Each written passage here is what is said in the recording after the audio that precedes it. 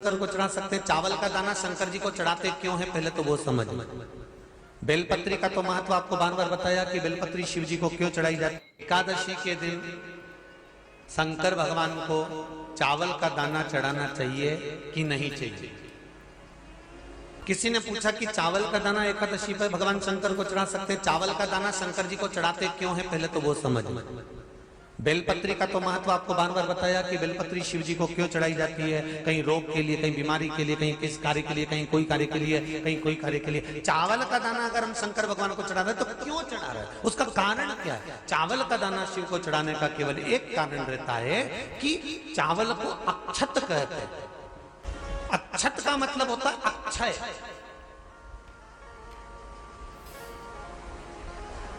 अभी हमारे यहाँ एक तिथि आने वाली है, अक्षय तृतीया। उसका मतलब क्या होता है, अक्षय, जिसका कभी क्षय ना हो। जब हम भगवान शंकर को चावल का दाना चढ़ाते हैं, जैसे बहुत ध्यान दीजिएगा महाराज, बहुत समझने वाली बात है, बहुत ध्यान से। चावल का दाना हमारे मस्तक पर तिलक करने के बाद पंडित जी क्यों लगाते हैं कि भगवान जैसा समय आज चल रहा है, आप पूजन कर रहे हो, पाठ कर रहे हो, दान कर रहे हो, पुण्य कर रहे हो, सत्कर्म कर रहे हो, भजन कर रहे हो, मेरा देव अधिदेव महादेव, मेरा नारायण, मेरा सत्यनारायण भगवान, मेरा राम जी, मेरा विष्णु जी, मेरा भागवत मैया, मेरी रामायण मैया। ब्राह्मण मस्तक पर तिलक लगाने के बाद चावल इसलिए लगाता है कि जैसा समय आज चल रहा है, भगवान तुमको ऐसा ही समय बनाकर रखे और तुम ऐसे ही चार चांद लगाते रहो, दान पुण्य संकीर्तन करते रहो, इसलिए मस्तक पर चावल का दाना लगाया जाए।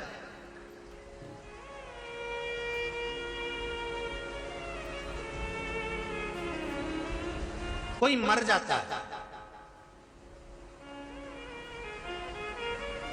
मरने के बाद जब तक पगड़ी नहीं होती तब तक माथे पर तिलक,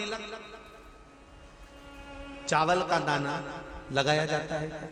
जम के बोलो जरा, नहीं लगाते। किसी पंडित जी से पूछो, ब्राह्मण देवता से पूछो, ब्राह्मण देवता ये कोई मर गया, और हमारा तो नियम है कि हम सिर पे तिलक लगाते हैं, चावल लगाते हैं, या पंडित जी से हम तिलक लगवाते हैं, मंदिर जाते हैं तो मंदिर में जाके तिलक लगवा के हम चावल का दाना लगवाते हैं, क्यों नहीं लगाते। उसका कारण क्या है। जब किसी के मरने के बाद 10 दिन तक, 12 दिन तक मस्तक पर तिलक क्यों नहीं लगाया जाता, 10-12 दिन तक माथे पर तिलक या चावल क्यों नहीं लगाया जाता, उसका कारण है कि ये जो समय आया है, तुम्हारे यहाँ जो गमी हुई है, तुम्हारे यहाँ कोई मर गया है, तुम्हारे यहाँ किसी के प्राण छूट गए हैं, तो ब्राह्मण इसलिए तिलक नहीं लगाता आपको, इसलिए चावल का दाना नहीं लगाता कि ऐसा दिन भगवान अब ना लाए, इसको अमर ना करे, इसको अक्षय ना करे, इसको प्रबल ना करे।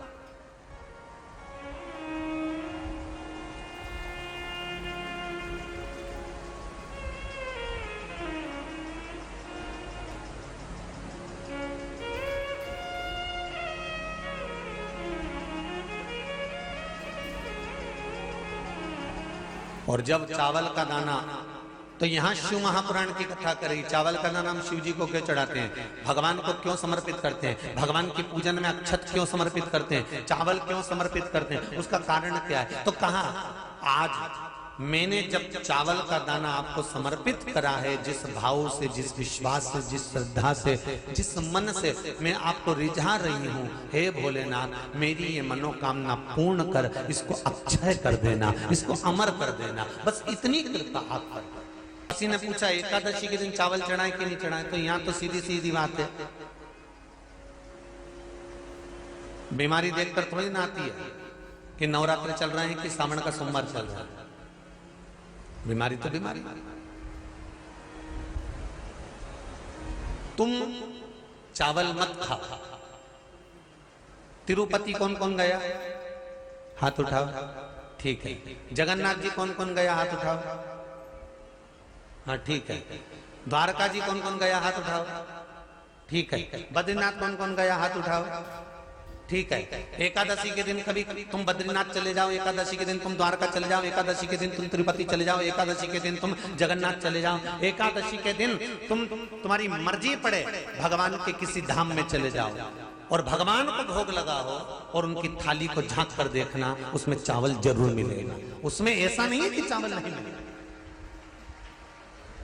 बद्री नारायण में भगवान को चावल का भोग लगा हुआ मिलेगा, द्वारका में चावल का भोग लगा हुआ मिलेगा, आपको जगन्नाथ में चावल का भोग लगा हुआ मिलेगा, तिरुपति में मिलेगा, द्वारकाधीश में मिलेगा, नाथू द्वारा में मिलेगा, सांवरिया सेठ में मिलेगा, काकरोली जी में मिलेगा।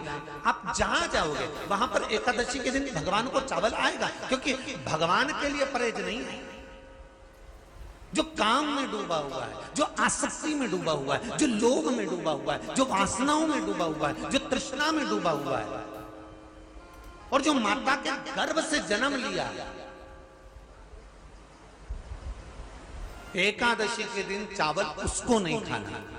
अब हमारे यहां तो कहावत में कहते हैं, राम जी की जब स्तुति गाते हैं तो कहते हैं भय प्रगट। आती है आप लोगों को? एक लाइन तो आती होगी, गाओ जरा। भय प्रगट दीन कौशल्या। अब रामचरितमानस में कहा भय प्रगट कृपाला। प्रगट मतलब एकदम सामने आ गए। यहां लिखा है पेदा भय लाला। अगर तुलसीदास जी लिखते तो जन्म लिया होता राम जी ने तो तुलसीदास बाबा लिख देते कि पैदा भय, माता के गर्भ से इनका जन्म हो। नहीं नहीं नहीं, यहाँ कहा भय प्रगट कृपाला दीन कौशल्या।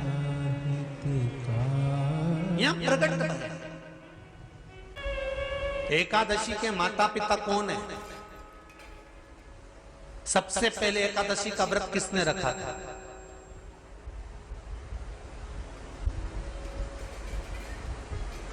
एकादशी का जन्म स्थान कहां है? दुनिया के लोग बहुत प्रश्न करते हैं, राम जी अयोध्या में हुए थे, भगवान कृष्ण मथुरा में हुए थे, तो एकादशी कहां हुई थी? तो उसको बताना तो पड़ेगा कहां हुई थी।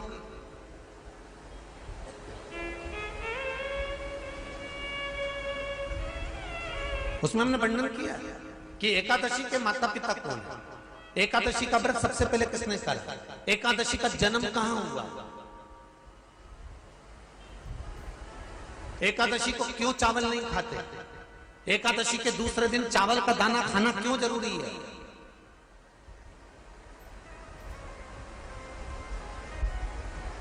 कौन सा तीर्थ है जहां एकादशी को उल्टा लटका दिया। एक एक चीज का वर्णन स्कंद पुराण सब चीजों का वर्णन कर देता है। प्रत्येक तो यहां जो वर्णन आया कि आप मनुष्य जो माता पिता के गर्भ से, माता के गर्भ से जन्म लिया हो, संसार में जिसका जन्म हुआ हो और मृत्यु लोक में गर्भ की कैद में रहने के बाद जन्मा हो, उसको एकादशी के दिन चावल नहीं खाना चाहिए। महाराज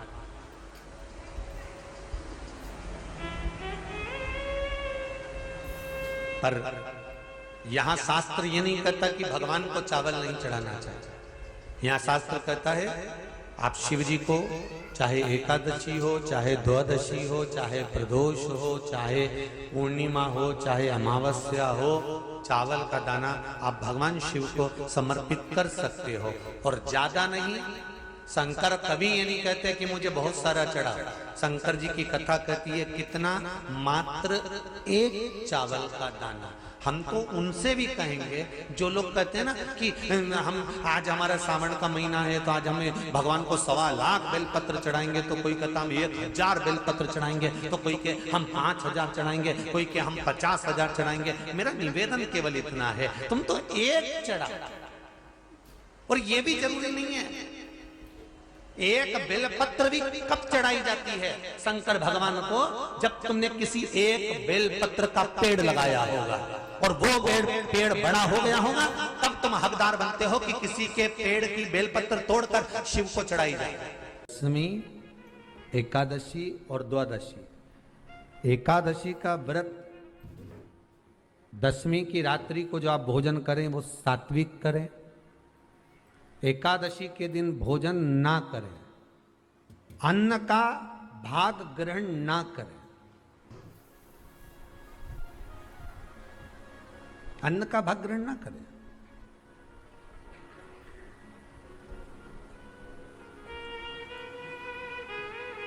कितना सुंदर कहा है महाराज जी। यदि आपके यहां पर गौ माता है, आपके घर में अगर गौ माता विराज रही है, आपके घर में अगर गौ माता है, गाय की अगर आप सेवा कर रहे हैं, अच्छा कितना सुंदर लिखा है धेनु मानस में, गीता प्रेस गोरखपुर की गौ अंक को निकालकर पढ़िए कल्याण का, उसमें लिखा है ब्रह्म मुहूर्त में सुबह के समय पर गाय की पूंछ को पकड़कर या गाय की रस्सी को पकड़कर जो 2 कदम भी चल लेता है, उसके लिए भगवान विष्णु बैकुंठ का मार्ग और कुबेर का मार्ग प्रशस्त कर कर खोल देता।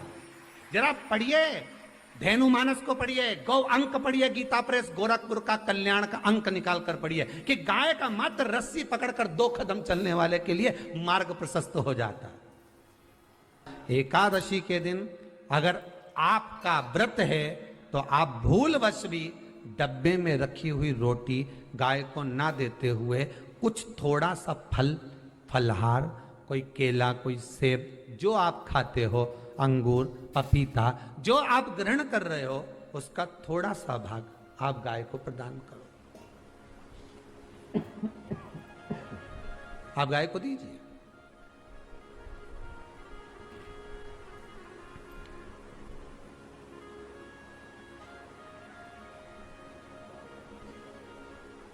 थोड़ा सा भाग आप गौ माता को प्रदान करो, थोड़ा सा।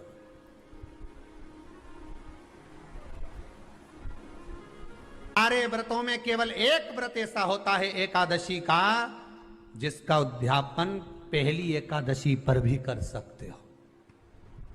सारे उद्यापन में केवल एक उद्यापन ऐसा होता है, सारे व्रतों में एक व्रत का उद्यापन ऐसा होता है, वो है एकादशी का।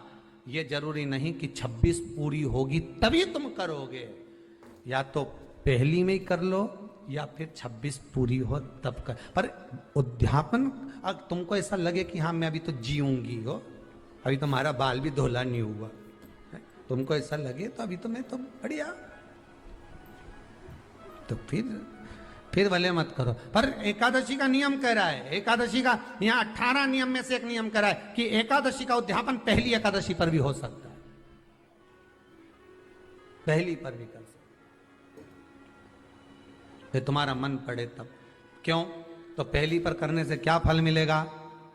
तो एकादशी की नियमावली कहती है अगर मान लो आपने पहली एकादशी पर भी उद्यापन कर लिया, इसके बाद में जितनी एकादशी करोगे वो सारी तुम्हारे खाते में जुड़ती जाएगी। मतलब बैंक में खाता खोल लो, ठीक है, खाता खोल लिया, अब जितना कमाता जाओगा उसमें डालते जाओ, जितनी कमाई करके लाओगे उसमें जमा करते जाओ। एकादशी एक बार उद्यापन पहले में भी हो गया तो बाकी का पुण्य तुम्हारे खाते में आ जाए, उसका पुण्य। एकादशी का उद्यापन बड़े महीने में माघ शुक्ल एकादशी के दिन, माघ का महीना हो, शुक्ल पक्ष की, जम के बोलिए एकादशी हो, प्रयास करना कि आप उद्यापन करें, भले 5, 10, 11, 12 जितनी एकादशी हो जाए, 26 हो जाए तो ज़्यादा अच्छी है, नहीं तो आप करें तो माघ महीने की शुक्ल पक्ष की एकादशी के दिन आप उद्यापन करें, प्रयासरत करें, प्रयासरत। बड़े महीने के अंतर्गत जो उद्यापन, हाँ चतुर्मास के अंतर्गत उद्यापन नहीं होता एकादशी का, बहुत ध्यान दीजिए तुम्हारा। ये जो सावन भादो कुंवर कार्तिक जो 4 महीना होते हैं भगवान के शयन करने के, इसके अंतर्गत एकादशी का उद्यापन नहीं होता, और इसके अंतर्गत उद्यापन करना भी नहीं चाहिए एकादशी हमारा। एकादशी का उद्यापन माघ महीने की शुक्ल पक्ष की एकादशी के दिन आप बहुत प्रेम से आनंद के साथ करिए महाराज। परंतु एकादशी के उद्यापन में सबसे ज्यादा अगर कुछ जरूरी होता है तो 24 तरह का नैवेद्य जरूरी होता है। कितने तरह का? 24 तरह का नैवेद्य। अब आप कहोगे गुरुजी उद्यापन हम कर रहे हैं एकादशी का, तो उसमें तो फलहार का हमें नैवेद्य बनाना चाहिए, तो फिर ये पुराण के अंतर्गत स्कंद पुराण में ये चीज लिखी है कि एकादशी का जब उद्यापन करते हैं तो 24 तरह का नैवेद्य बनाकर सिद्ध करते हैं। 24 तरह का नैवेद्य जान रख लेना, का हलवा बना लो, खीर बना लो, पूड़ी बना लो, सब्जी बना लो, पकोड़ा बना लो, भजिया बना लो, ऐसे 24 तरह का नैवेद्य अलग अलग चाहिए। पर लोग क्या करते हैं, खोपरा पाक बनवा लेते हैं 1-2 किलो और 24 जगह रख देते हैं। स्वीकृत नहीं है। 24 तरह का नैवेद्य रखा जाता है। महाराज एकादशी के दिन भगवान के पूजन का पूरी तैयारी कर कर मंडल आदि बनवाकर विद्वान ब्राह्मण को बुलाकर, कर्मकांडी ब्राह्मण को बुलाकर जो भगवत सेवा में एकादशी का उद्यापन कराए, उन ब्राह्मण के चरणों को नमन कर कर, प्रणाम कर कर एकादशी का पूजन करवाइए और उस मंडल की पूजन कराकर हवन द्वादशी को कराइए। एकादशी को हवन नहीं, एकादशी के उद्यापन का जो हवन होता है वो द्वादशी को।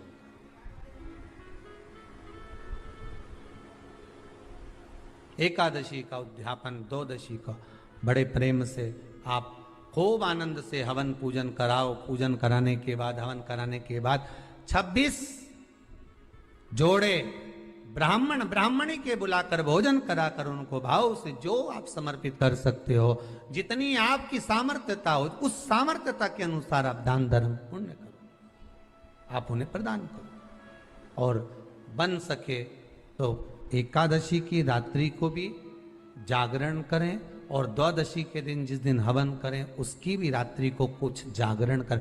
जागरण का मतलब पहले भी कथा में कहा, प्रदोष की कथा में वर्णन किया था। हम ये नहीं कहते कि तुम पूरी रात जगो, हमारा तो निवेदन है 15 मिनट का करो, आधे घंटे का करो, 20 मिनट का करो, पर रात्रि के समय थोड़ी देर अगर एकादशी का उद्यापन कर रहे हो तो जागरण थोड़ी सी देर अवश्य करें। नहीं कर सकते अकेले बैठकर राम नाम जप लें, भजन कर ले, पर करो।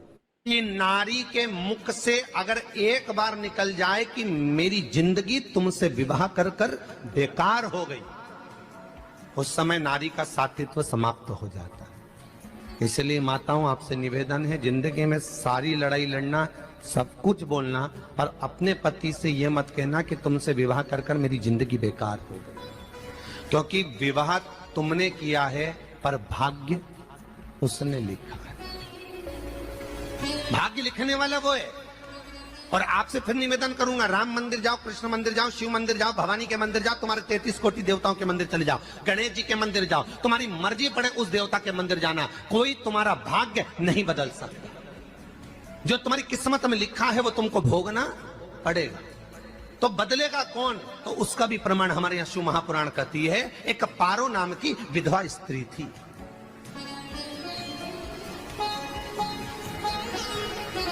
क्या नाम है उसका? नाम पारो। विधवा है, पति नहीं है, एक बेटा है। और विधवा स्त्री जो थी वो गर्भ से थी, उसका संतान नहीं हुई थी, पति मर गया था, वो गर्भावस्था में बेटा रह गया और पति चले गए। पारो बड़ी दुखी थी, भगवान का भजन करती बहुत, घर में कुछ भी नहीं था, जो व्यापारी जो धन था उसके पति का वो सब लोग खा गए। जब जैसे व्यक्ति जब तक जीवित है तब तक संसार उसका है, जैसे ही वो गया उसका सारा धन भी उसके साथ चला गया, व्यापार धन। रो पारो आंखों से अश्रु बहता है, नैनों से जल बहता है, नैनों से बिंदु बहता है। और पारो की आंखों से जब आंसू बह रहा है, अश्रु निकल रहा है, जल बह रहा है। बेटे को जन्म दिया, उसने सोचा अपनी जिंदगी तो बेकार हो गई, पर बेटा जन्म लिया तो इसका नाम अच्छा रख दूं तो हो सकता है भाग्य आगे अच्छा हो। तो उसने उसका नाम भाग्य सिंह रख दिया। क्या नाम रखा? भाग्य सिंह। भाग्य अच्छा रहेगा इसका, तो हो सकता है कुछ अच्छा कर ले। पर बेटे की भी किस्मत इतनी प्रबल नहीं थी। मां जगह जगह बर्तन मांज कर काम कर कर बच्चे का पालन कर ली। बच्चा थोड़ा बड़ा हुआ, माँ मेरे सारे मित्र सेठ हैं, अब मेरा ही किस्मत, मेरा ही भाग्य ऐसा क्यों है, मेरी ही किस्मत ऐसी क्यों है ऐसा?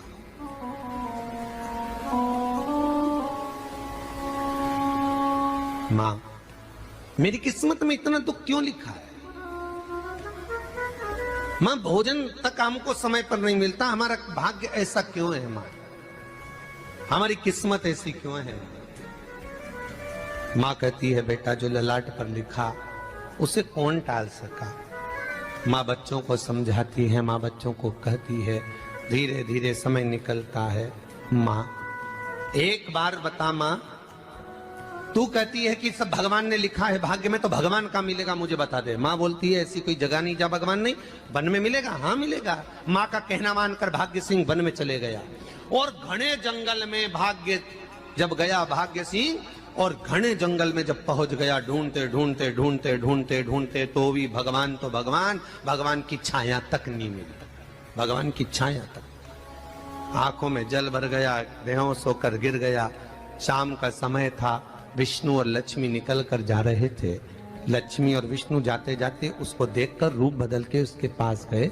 बेटा आपका नाम क्या है? तुम्हारा नाम भाग्य सिंह है। कहाँ जा रहे हो? भगवान से मिलना है हमको। क्या काम है तुम्हें भगवान से? भगवान से पूछना है कि मेरी किस्मत ऐसी क्यों बनाई, मेरी किस्मत में गरीबी क्यों लिखी, मेरे भाग्य में इतना दुख क्यों लिखा। मुझे भगवान से पूछना है कि मेरी किस्मत ऐसी क्यों बनाई, मेरी किस्मत में इतना दुख क्यों लिखा। इतनी तो भगवान बोले ये तो देखो भाग्य भाग्य की बात है, सबके भाग्य में अलग अलग होता है। नहीं नहीं मुझे भगवान से पूछना। तो हुआ क्या? मैं बहुत गरीब हूं, मैं बहुत दुखी हूं, भगवान से प्रार्थना है कि मुझे कुछ मेरी जिंदगी का अच्छा कार्य कर दीजिए।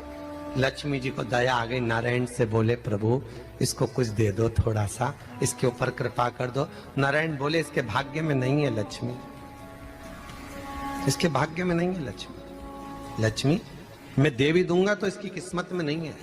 लक्ष्मी कहती है आपका काम देने का है, आप तो दो। भगवान ने कहा लक्ष्मी नहीं है भाग्य में, तुम तो दे दो। लक्ष्मी जी के कहने पर नारायण ने उसको एक हीरे का हार दे दिया। ले ये ले हीरे का हार। वो प्रसन्न हो गया, हीरे का हार मिल गया।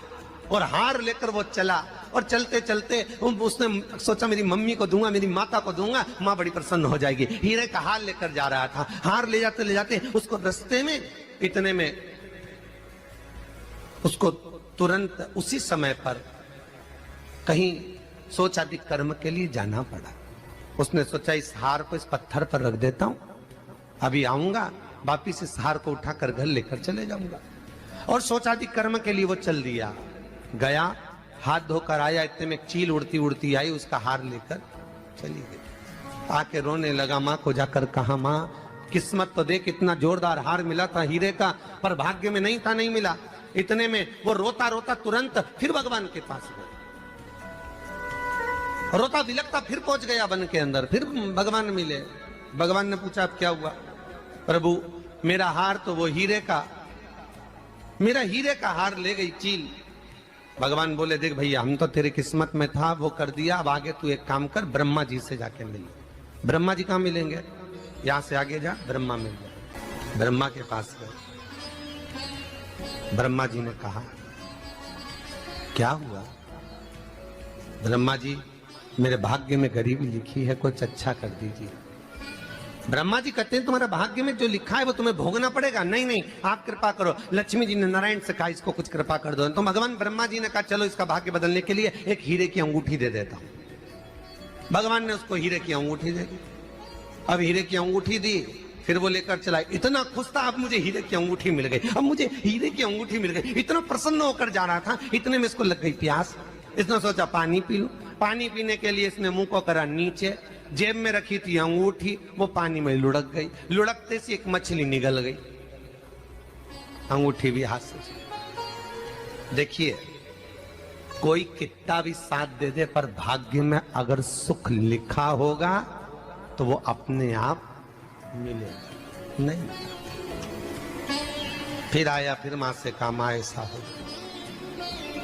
माँ ने कहा चल जाने दे, तू रोज रोज बहाना बना के चले जाता है, दिन भर इधर उधर घूमता रहता है, शाम को आता है और बहाने बना के कहाँ की स्टोरी सुनाता रहता है, ना जाने कहाँ की कहानियां सुनाता रहता है। चल काम पे जा, कुछ काम कर तो भाग्य बदलेगा। नहीं नहीं माँ, मैं सत्य बोल रहा हूँ, नहीं माना। फिर चले गया।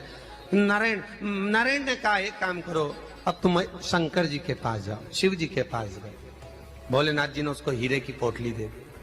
वो हीरे की पोटली ले जाकर अब की बार सोचा कहीं रुकूंगा ही नहीं, सीधे घर गया, मम्मी को याद करा, माँ नहीं थी। उसने एक लोटे के अंदर हीरे रख दिए, मेरी माता को ढूंढ के आता हूँ। माँ को ढूंढने गए, इसमें चोर घुस गए घर के अंदर, लोटा ही ले गए। फिर आके देखा, फिर माँ ने कहा, फिर बहाने बनाया तूने, फिर स्टोरी सुने, फिर कहानी सुने। माँ मैं सत्य कह रहा हूं, सत्य कह रहा हूं।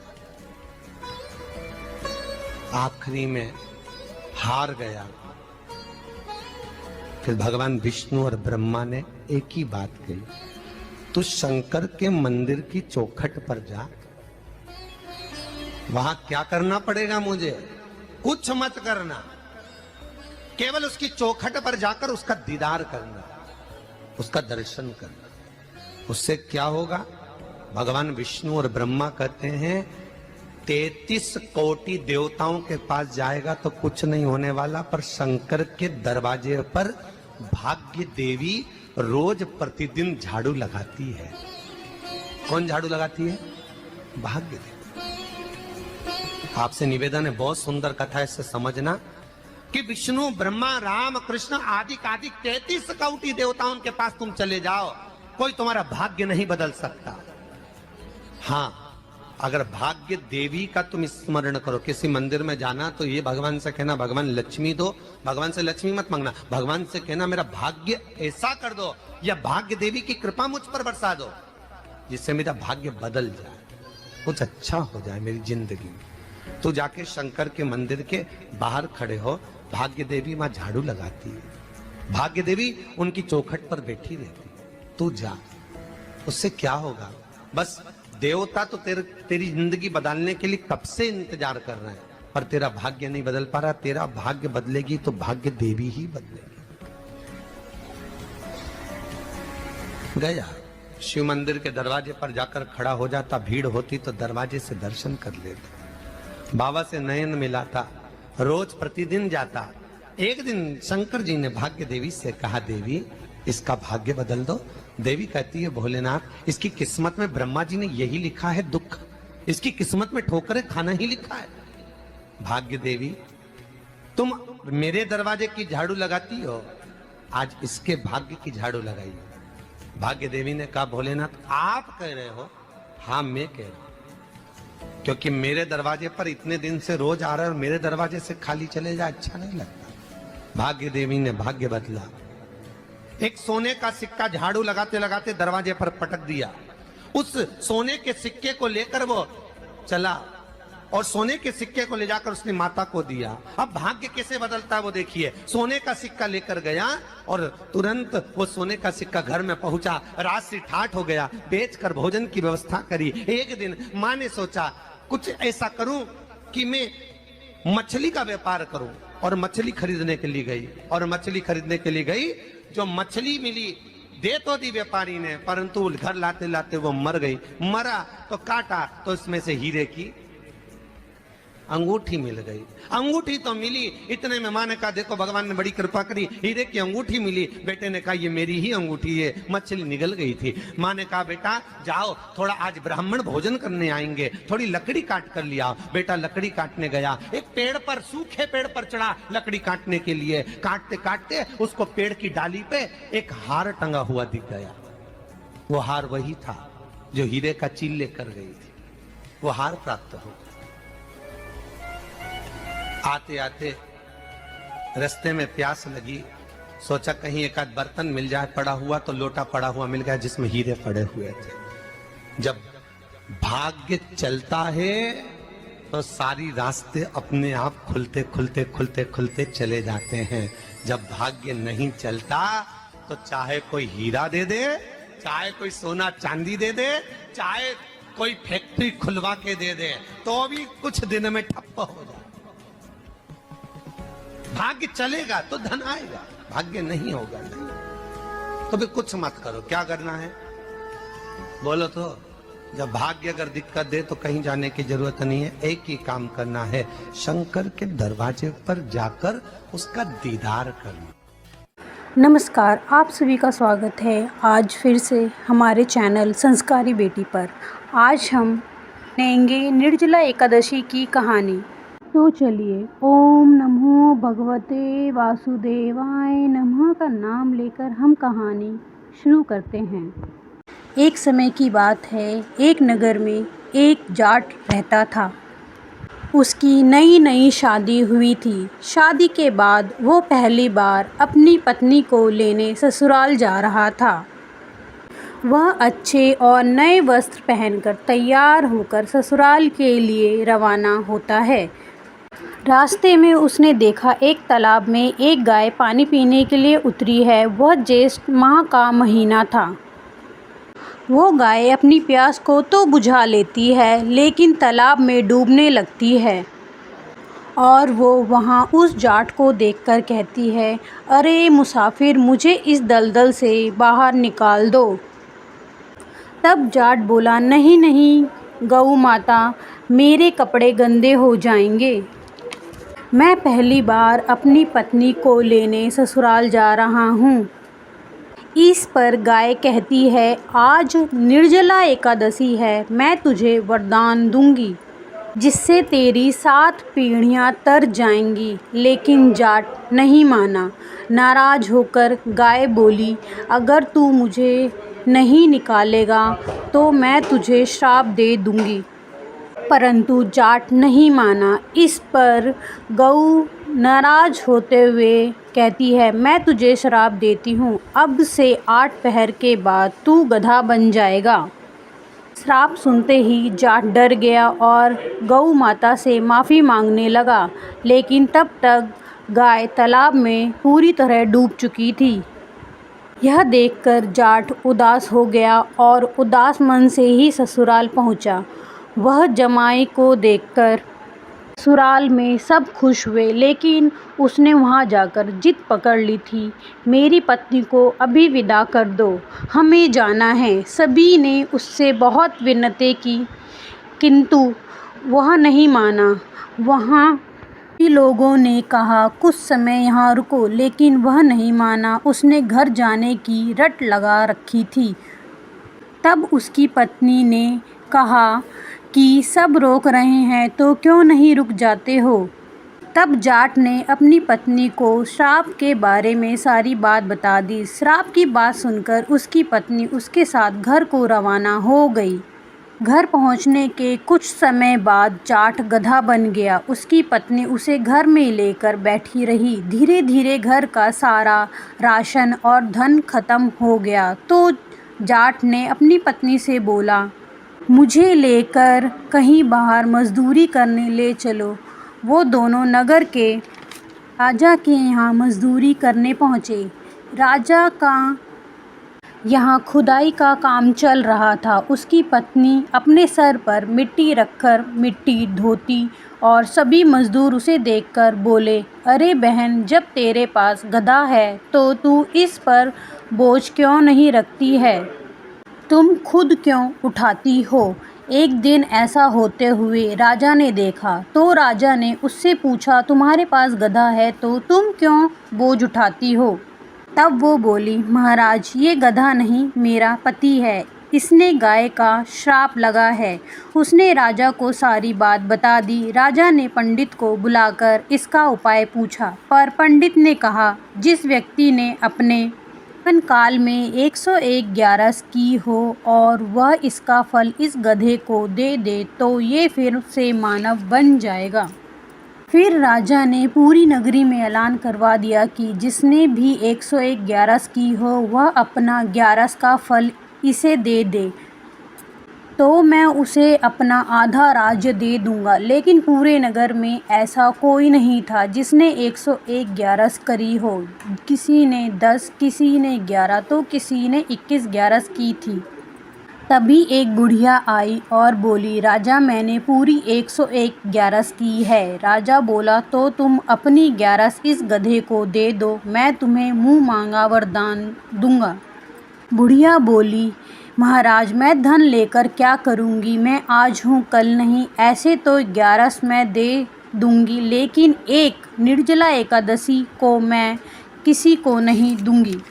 निर्जला एकादशी मैं अपने पास रखूँगी। निर्जला एकादशी के फल से मुझे मोक्ष की प्राप्ति होगी, मुझे श्री हरि की प्राप्ति होगी।